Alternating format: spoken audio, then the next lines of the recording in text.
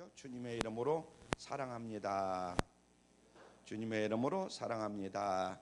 또 앞에 있죠. 기쁜 성탄과 희망찬 새해가 되시기를 기도합니다.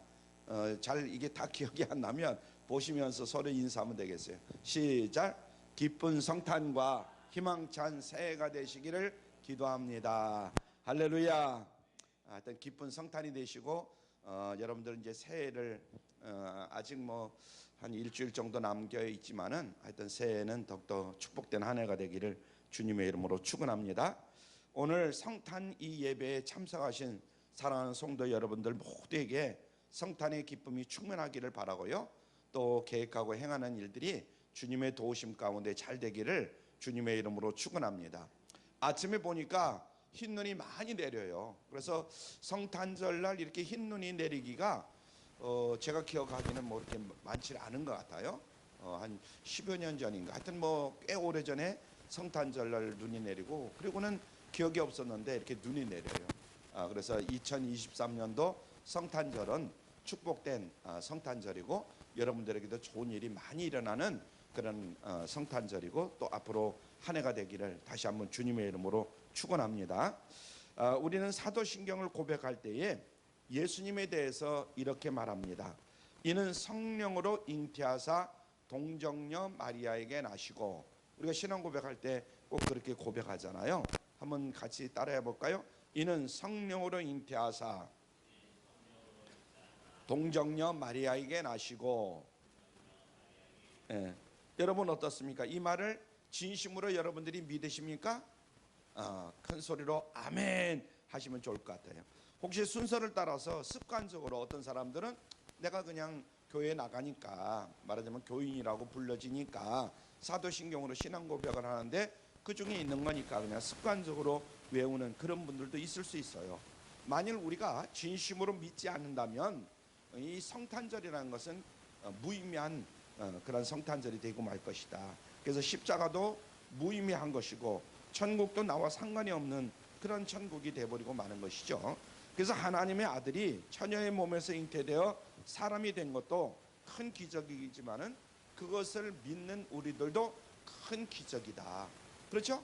예수 그리스도를 믿는 거 큰 기적이에요.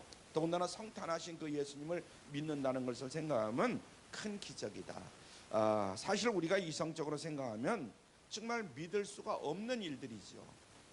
예수님이 탄생하신 날 오늘 성탄절이 이런 말씀을 드리기가 뭐하지만 우리가 믿음이 없다고 본다면 과연 예수님의 이 탄생하신 이 날을 믿을 수가 있겠는가. 특히 요즘처럼 이성을 숭상하는 시대는 도저히 이해가 가지 않는, 이성적으로 깨달아져야 되는데 그렇지를 못하는 이런 경우가 많이 있잖아요. 그래서 많은 사람들이 동정녀 탄생을 굉장히 의심을 합니다. 심지어 빈정거리면서 부정을 하는 이런 사람들이 많아요. 아니요, 어떻게 처녀가 아이를 낳는단 말이요, 이런 이야기죠. 그러다 보니까 이 사생아니 뭐 예수님이 사생아니 뭐니 별 소리를 다 하는 겁니다. 무슨 생각을 하든 무슨 소리를 하든 그것은 본인의 선택이고 본인의 자유의 의사의 표현이지만은 그 결과의 책임도 자기가 져야 된다 하는 것을 우리는 고백하지 않을 수가 없어요. 그렇죠? 자기가 말한 것, 자기가 믿고 인정하는 것, 그것은 결국은 자기에게 모든 책임이 돌아오는 거잖아요. 자기는 그렇게 믿고 얘기하는데 아무런 책임이 없다, 그건 말이 안 되는 거잖아요. 자기가 믿고 이야기하는 것은 반드시 거기에 대한 책임이 따라오게 되어 있다, 이런 이야기가 있어요. 어느 교회에 까다로운 청년이 새로 이제 등록을 했습니다. 근데 동정녀 탄생 설교를 목사님이 하시는데 그 설교를 듣고는 도저히 동정녀 탄생이 믿어지지가 않는 거예요. 그래서 예배가 설교가 끝나고 나서 이제 예배가 끝나고 나서 목사님을 이 청년이 찾아왔어요. 목사님에게 따지듯이 물어봅니다. 아니 목사님, 처녀가 아이를 낳다니 도대체 그게 말이나 되는 소리입니까? 그러면서 목사님에게 따지는 거예요. 그렇죠. 우리가 정말 이성적으로 생각하면 이게 틀린 말이죠. 그러니까 잠시 목사님이 말문이 막혀가지고 그렇게 말하니 뭐라고 말을 하려고 이제 하는데 옆에서 장로님이 계시다가 보다 못해가지고 여보시오, 아니 마리아의 남편 요셉도 가만히 있었는데 당신이 뭔데 나서 가지고 그런 소리 하시오? 그러면서 청년에게 야단을 치더라는 거예요. 정말 그 말이 맞죠? 동정녀 잉태 사실을 믿기 어려웠던 사람은 누구보다도 그 남편이었던 요셉일 것이다. 요셉이 아니 자기는 남자하고 관계도 맺지도 않았는데 임신을 했다는 거예요. 그것을 약혼한 그 동정녀 마리아가 임신한 것을 요셉이 믿을 수가 있겠어요? 자기와 약혼한 마리아의 배가 점점 불러오는 것을 보고 얼마나 이 요셉은 갈등을 했을까요? 그죠? 자기 관계를 맺지도 않았는데 임신을 했으면 다른 남자하고 관계를 맺었던가 뭔가 좀 하여튼 이상할 거 아니에요. 그런데 그렇지도 않다. 그러면서 자꾸 배는 불러오는 거예요. 천사가 나타나서 차근차근 이제 요셉에게 그 경위를 설명해 줍니다. 그러니까 망정이지, 그렇지 않으면 도저히 요셉은 아마 그 말을 믿지 않았을 거예요. 이처럼 가장 믿기 어려운 입장에 있던 요셉이 믿었다면 사실은 못 믿을 사람이 없는 거잖아요. 그 아버지 되는 그 요셉이 그걸 믿어서요. 그렇다면 나머지 사람들은 뭐 요셉이 믿었다는데 믿을 이유가 믿지 않을 이유가 하나도 없는 거죠. 그래서 종교개혁자 마틴 루터는 이런 말을 했습니다. 마틴 루터는 한번 같이 읽을까요? 시작. 성탄절에 있어 가장 큰 기적은 동정녀 마리아가 성령으로 잉태한 것이 아니라 요셉이 그것을 그대로 믿었다는 사실이다. 우리가 성경을 좀 깊이보다도 좀 묵상을 해보면 금방 그것을 알 수가 있어요. 아니 동정녀 마리아가 잉태한 것은 하나님이 하신 거니까 그것은 우리가 믿을 수 있다고 하지만은 요셉이 그것을 그대로 믿었다는 것은 아이고 참 도저히 이해가 안 가는 거예요. 사람의 힘으로는. 그러므로 여러분 동정녀 마리아의 잉태를 여러분들도 그대로 믿으시길 바랍니다. 남편 요셉이 믿었잖아요. 그래야 성탄절이 우리에게 진정한 축복이 될 수가 있다. 지금도 아마 그런 분들도 있을 수도 있을 거예요. 아니 어떻게 남자와 관계도 맺지 않은 마리아가 임신을 할 수 있느냐. 그러나 그것을 믿어야 우리에게 진정으로 이 성탄절의 기쁨이 있다, 이런 얘기입니다. 오늘 본문은 마리아가 잉태한 후에 하나님을 찬양하는 그런 노래입니다. 이 노래를 지어서 부른 그 시점은 수태고지 바로 직후라 이렇게 말할 수 있어요. 수태고지다 이렇게 말하는 것은 천사 가브리엘이 처녀 마리아에게 나타나 가지고 성령으로 하나님의 아들이 잉태될 것이다 하는 것을 알려줍니다. 누가 알려줘요? 천사가 미리 마리아에게 나타나서 이야기를 해주는 거예요. 그게 바로 누가복음 1장 26절로 38절에 있습니다. 그 앞에 한번 넘겨봐요. 누가복음 1장 26절로 28절에 보면 그 말씀이 쭉 나와 있습니다. 여러분들이 나중에 읽으시고 시간이 없으니까요. 그걸 가르쳐 주는 거예요. 그래서 마리아가 천사에게서 잉태됐던 사실을 들었을 때에 처음에는 아니 도대체 뭔 소리를 하고 있는 거야 하면서 마리아가 그 소리를 고지 듣질 않은 거예요. 그러자 천사가 또 뭐라고 말하죠? 마리아의 친척인 엘리벳이라는 그 노인이 있는데 그 노인한테 한번 가봐라. 그 노인이 잉태를 했다. 이렇게 천사가 이야기를 해주는 거예요. 엘리사벳은 제사장 이 사가랴의 부인으로서 늙도록 자식이 없어요. 우리 주변에 보면 요즘은 뭐 40살 넘어서 임신을 하고 애를 낳는 경우도 간혹 있더라고요. 요즘 보면요. 근데 약간 그 당시에 이 엘리사벳이 임신을 했다는 것은 이건 도저히 고지 듣지가 않은 거예요. 불임증 여인이었죠. 그러다 늙음하게 하나님의 능력으로 아들을 잉태했다는 거예요. 그러니까 깜짝 놀라잖아요, 마리아가. 그러니 잘 생각해 보라는 겁니다. 그래서 전능하신 하나님 앞에 뭐가 불가능하느냐. 마리아에게도 그런 기적이 얼마든지 가능하다. 마리아는 아직 젊잖아요. 그래서 마리아는 그 말을 듣고 너무 신기해가지고 엘리사벳의 집으로 막 갑니다. 급히 달려갑니다. 엘리사벳을 만나자마자 정말 임신 중이었다는 것을 깨달아요. 누가복음 1장 거기 보면 39절로 45절에 보면 나옵니다. 더욱 신기한 것은 태중에 있는 아이가 장차 이제 세례 요한이죠. 세례 요한이 태어날 건데 세례 요한인데 마리아의 잉태를 알아보고 뱃속에서 뛰노는 거예요. 지금 마리아가 찾아왔어요, 엘리사벳에게. 그런데 마리아가 임신한 것을 아는 거야. 임신할 것을. 그러니까 뛰노는 거예요. 그런 가운데 지은 노래가 바로 오늘 본문에 기록된 흔히 마리아의 찬가다 이렇게 부르는 바로 그 성경이 기록됐는데, 마리아가 얼마나 기뻤는지 그의 고백을 통해서 우리가 마리아의 기쁨이 얼마나 큰지 알 수가 있어요. 자, 누가복음 1장 46절로 47절 말씀을 같이 봅니다. 시작. 마리아가 가로되 내 영혼이 주를 찬양하며 내 마음이 하나님 내 구주를 기뻐하였으면, 마리아가 너무나 기쁜 거예요. 오늘 이 시간 마리아의 기쁨이 여러분의 기쁨이 될 수 있길 바랍니다. 자, 첫째로 마리아에게 임한 은혜를 우리가 살펴봅니다. 마리아에게 임한 은혜. 그럼 구체적으로 마리아가 그렇게 기뻐했던 이유가 과연 무엇인가? 자신에게 하나님의 큰 은혜가 임하였기 때문에 크게 기뻐한 겁니다. 자기같이 천한 사람에게 하나님께서 은혜를 베풀어 주셨다, 그 하나님의 은혜가 내게 임했다, 이 생각을 하니까 주체하지 못할 정도로 마리아는 큰 기쁨으로 충만한 거예요. 그래서 마리아에게 임한 이 은혜는 한마디로 세상 모든 여자들 중에 가장 큰 복을 받은 그런 은혜다, 이런 얘기입니다. 그 사실을 깨달은 마리아는 이 감격 어린 어조로 또 노래를 합니다. 누가복음 1장 48절 하반절 봅니다. 시작. 보라, 이제후로는 만세에 나를 복이 있다 일컬으리로다. 보라, 이제후로는 만세 나를 무엇이 있다? 복이 있다 일컬음이로다, 이렇게 얘기해요. 나 자신이 앞으로 영원토록 복 있는 사람이다, 이렇게 칭송을 받을 것을 마리아는 확신하는 거예요. 이런 사실은 이미 천사가 수대고지하면서 마리아에게 밝힌 사실이죠. 누가복음 1장 28절에 보면 그런 말씀을 했습니다.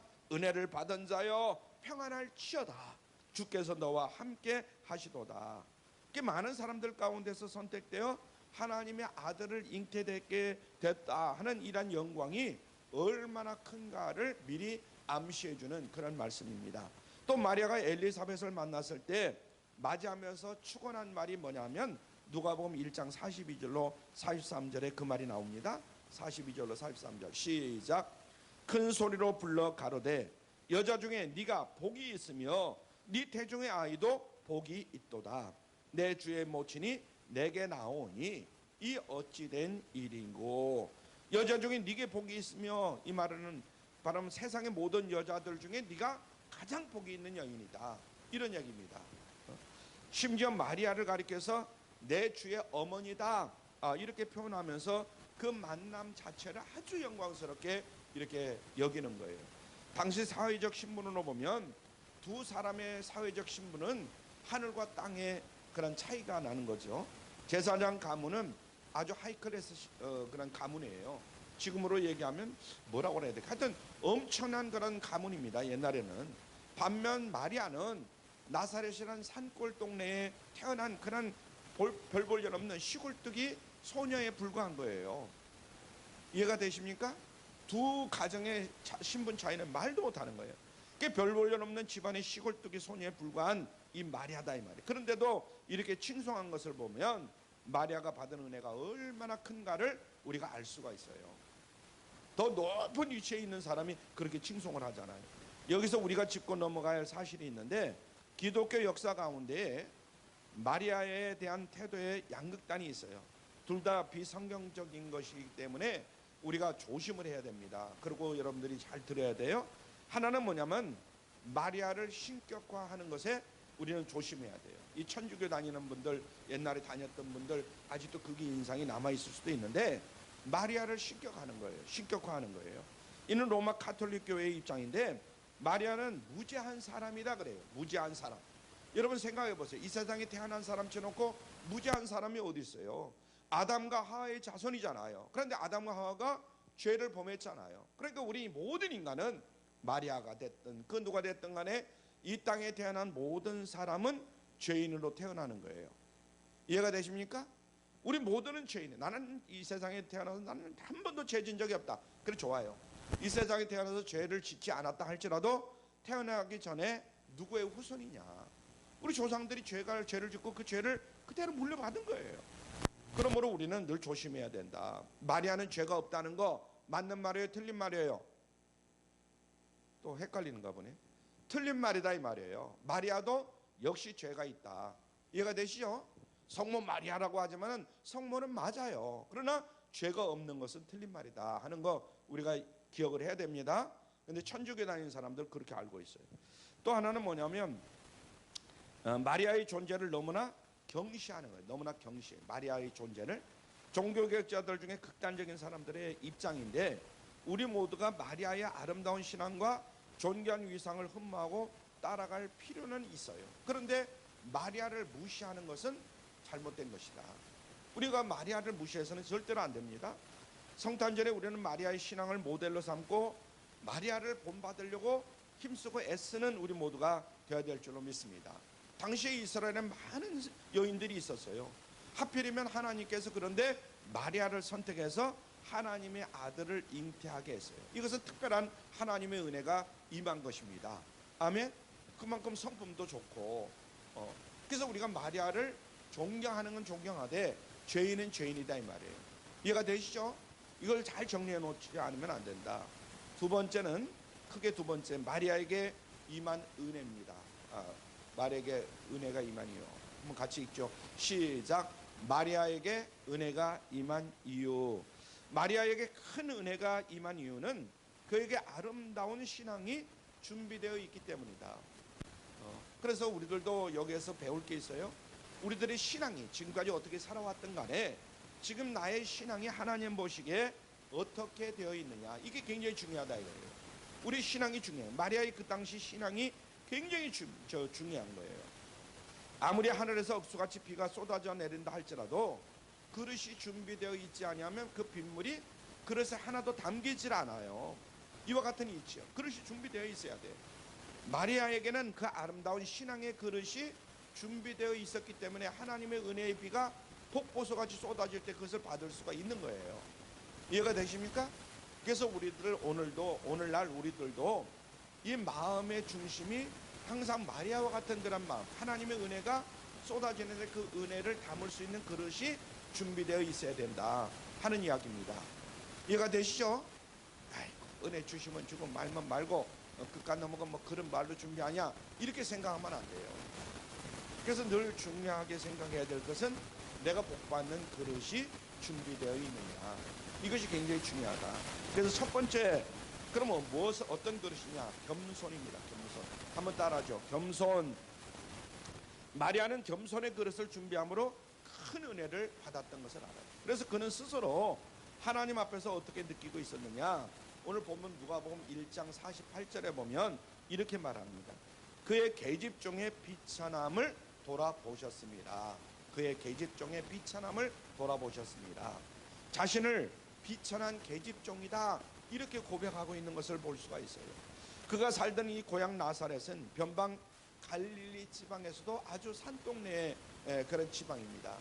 저는 무주에서도 15리를 가야만이 있는 장명리라는 곳에서 태어났어요. 그러니까 늘 무주 촌놈이지, 근데 진짜 촌놈이거든요. 왜냐면 무주 읍에서 또 15리를 가야 되니까, 그런 동네를 가야 되니까 그런 산골짜기에서 태어났어요. 그런데 역시 마리아도 마찬가지예요. 마리아도. 그래서 그가 살던 이 나사렛이라는 동네는 갈릴리 지방에서도 아주 변방 시골이에요. 시골. 오죽하면 예수님의 제자 나다나엘이 처음에는 예수님에 관해서 들었을 때에 무시하면서 말을 합니다. 요한복음 1장 46절에 보니까 이렇게 말해요. 나사렛은 무슨 선한 것이 날 수 있느냐. 나사렛 출신이라니까 나사렛에서 무슨 선한 것이 날 수 있겠느냐. 한마디로 마리아는 못난이 천덕꾸러기에 불과했고 당시 이스라엘에서 가장 낮고 소외된 그런 계층의 사람이었다.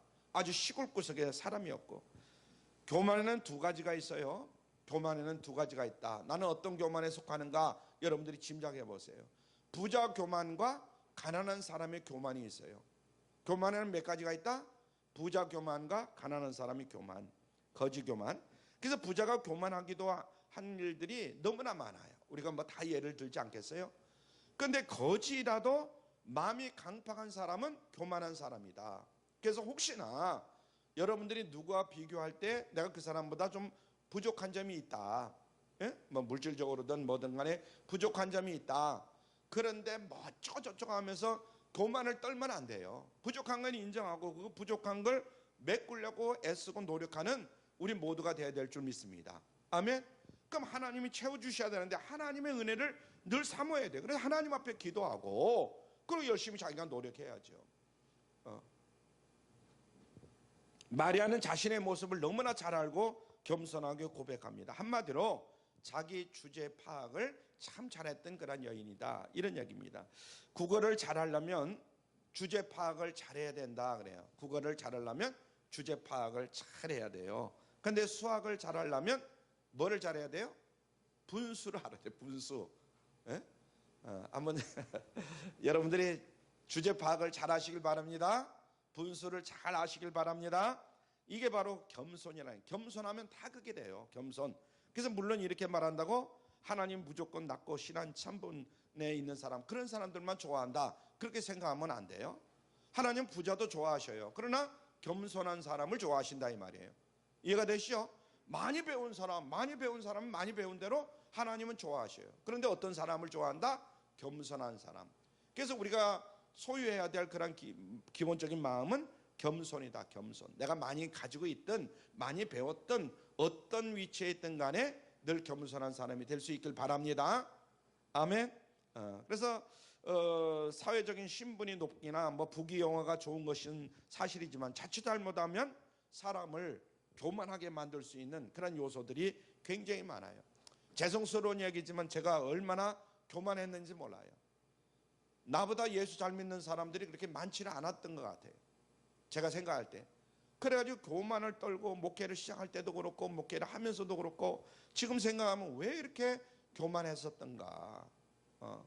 정말 하나님 앞에 계속해서 회개해야 할 그런 제목입니다. 여러분, 우리는 하나님 앞에 다 겸손해야 돼요. 그리고 하나님 앞에 사실은 다 죄인이에요.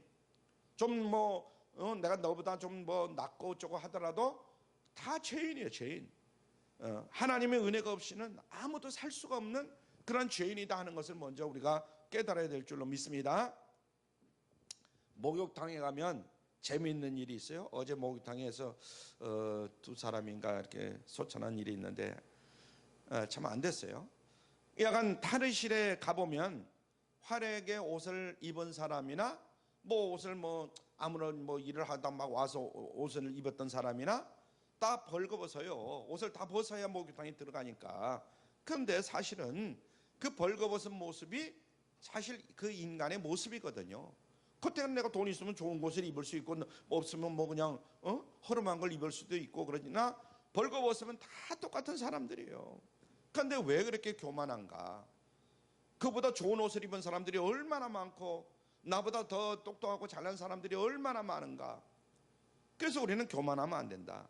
마리아는 세상에 높고 높은 사람들을 다 제쳐놓고 자기를 하나님께서 선택하고 자기를 정말 그 독생성자 예수를 인택했다는 거 정말 기뻐하잖아요. 하나님을 찬양합니다. 자, 누가복음 1장 51절로 53절에 보면 이렇게 얘기합니다. 시작. 그의 팔로 힘을 보이사 마음의 생각이 교만한 자들을 흩으셨고 권세 있는 자를 그 위에서 내리치셨으며 비천한 자를 높이셨고 줄인 자를 좋은 곳으로 배부르셨으며 부자를 공수로 보내셨도다. 아멘. 그래서 이러한 겸손의 덕목이 얼마나 중요한지 성경은 여러 곳에서 이 겸손해야 된다 하는 것을 강조하고 있습니다. 잠언서 3장 33절에 보니까 또 이렇게 말했어요. 잠언서 3장 34절 시작. 진실로 그는 거만한 자를 비웃으시며 겸손한 자에게 은혜를 베푸시나니. 진실로 하나님은 거만한 자를 비웃으신다는 거예요. 그러면 그 겸손한 자에게 은혜를 베푸신다. 겸손한 자라야 하나님의 은혜를 받을 수 있다 하는 거 마음에 깊이 새길 수 있길 바랍니다. 그래서 오늘 이 시간 우리 모두가 겸손한 자가 되어야 된다. 또 마가복음 2장 17절에서 예수님께서 직접 이렇게 말씀을 했어요. 시작. 건강한 자에게는 의원이 쓸데없고 병든 자에게야 쓸데있느니라. 내가 의인을 부르러 온 것이 아니요 죄인을 부르러 왔노라. 아멘. 사실 의원, 우리는 별 볼 일 없잖아요. 건강할 때는. 그런데 아프면 어쩔 수 없이 병원을 찾아가요. 저가 아파 보니까 그래요. 어쩔 수 없이 병원을 찾아갑니다. 평소에 건강할 때는 의사, 의원 뭐 등등 뭐 한약방이 어디 있는지 뭐 신경 쓸 일이 없어요. 근데 아프면 그게 아닌 거예요. 그래서 그와 마찬가지로 내가 의인을 부르러 온 것이 아니요 죄인을 부르러 왔노라. 나는 병 없어 하는 사람 부르러 온 게 아니라 의인들을 부르러 온 것이 아니라는 거예요. 죄인을 부르러 왔다는 거예요. 그런데 죄인은 모든 이 세상의 인간들은 다 죄인이에요, 의인이에요? 다 죄인이잖아요. 아담 하와 이후로 다 죄인입니다. 그 모든 사람들을 부르러 이 땅에 오신 거 아니겠어요? 사도 바울이 이런 이치를 깨닫고 전해준 말씀이 고린도전서 1장 27절로 29절입니다. 시작.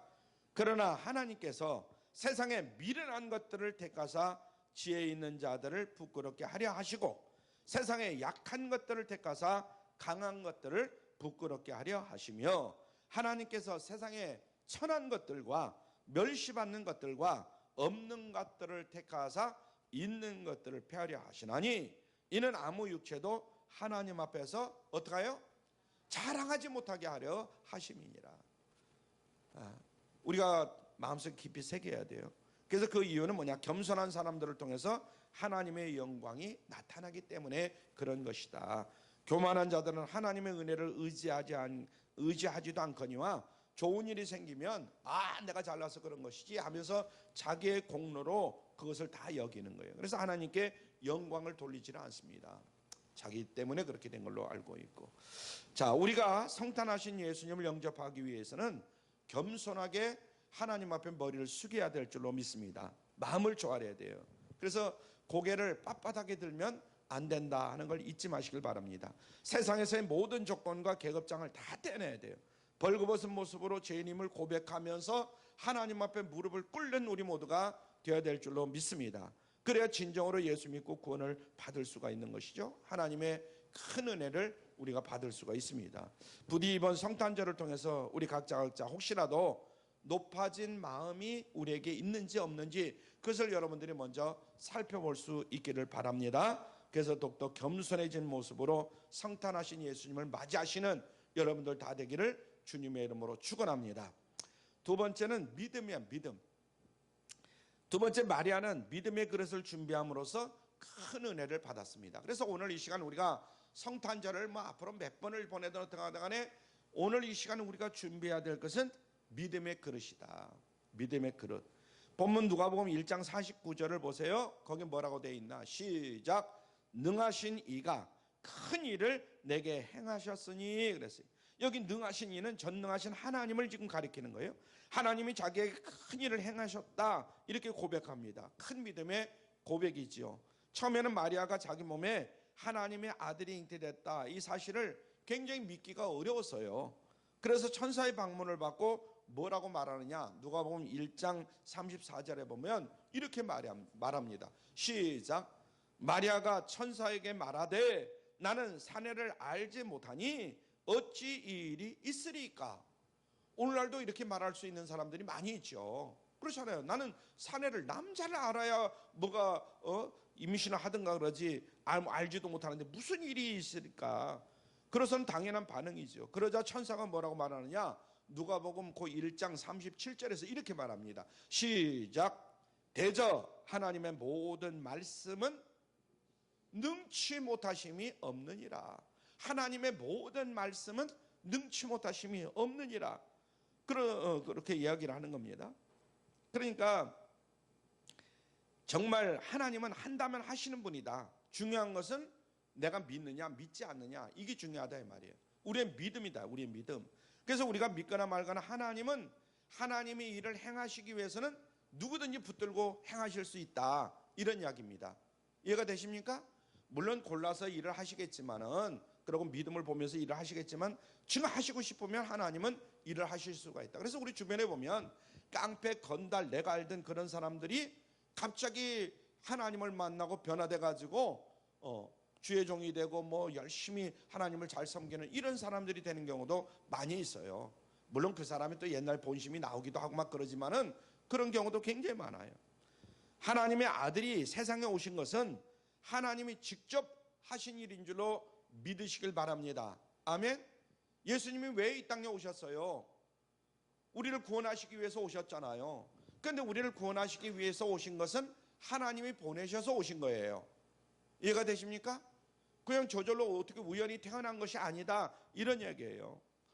하나님의 일을 절대로 포기하지 못합니다. 그러니까 무슨 일이냐, 무슨 말이냐, 하나님 앞에서는 믿는 자가 수지 맞는 거예요. 그냥 하나님이 하시는 일이라면 아멘, 하나님이 하신 말씀이라면 아멘 하고 믿고 행하는 것이 바로 복 있는 자다, 이런 이야기입니다. 아멘. 안 믿는 사람은 손해죠. 그래서 믿음이 귀한 것이다. 사람들이 믿든 안 믿든 간에 예수님은 하나님의 아들이십니다. 왜 아무 소리도 없어요? 여러분들이 믿든 안 믿든 간에 예수님은 하나님의 아들이시다, 이 말이에요. 아멘. 이건 틀림없는 사실이거든요. 인간의 육신을 입고 오셔서 대속의 십자가를 예수님은 지셨어요. 그리고 부활하시고, 이 사실을 믿으면 우리도 또 다른 사람도, 믿는 사람은 죄와 사망에서 구원을 얻고 영생을 얻는 줄로 믿습니다. 그걸 안 믿으면 아무것도 아니에요. 죄 가운데 살다가 영원히 멸망당할 수밖에 없는 저 지옥 구석에서 처박혀 살아야 할 평생을, 평생이 아니라 영원토록, 그 말인가? 야간. 그래서 마리아는 그 믿음으로 구원받고 큰 은혜를 받은 줄로 믿습니다. 아멘. 이런 은혜가 비단 마리아에게만 적용되는 것이 아니다. 그래서 모든 믿는 자에게 바로 그대로 적용된다 하는 것을 여러분들이 깨달을 수 있길 바랍니다. 오늘 본문 누가복음 1장 54절로 55절에 보면 마리아의 노래가 나옵니다. 마리아가 이렇게 노래합니다. 시작. 그 종 이스라엘을 도우사 긍휼히 여기시고 기억하시되 우리 조상에게 말씀하신 것과 같이 아브라함과 및 그 자손에게 영원히 하시리로다 하니라. 아멘. 이스라엘에게 뿐만 아니라 믿음으로 아브라함의 영적인 자손이 된 모든 사람들에게 하나님의 은혜가 그대로 임하게 된다, 이런 말씀입니다. 아멘.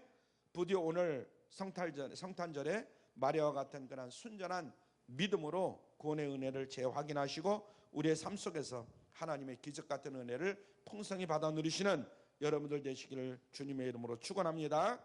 세 번째로는 헌신이에요. 헌신.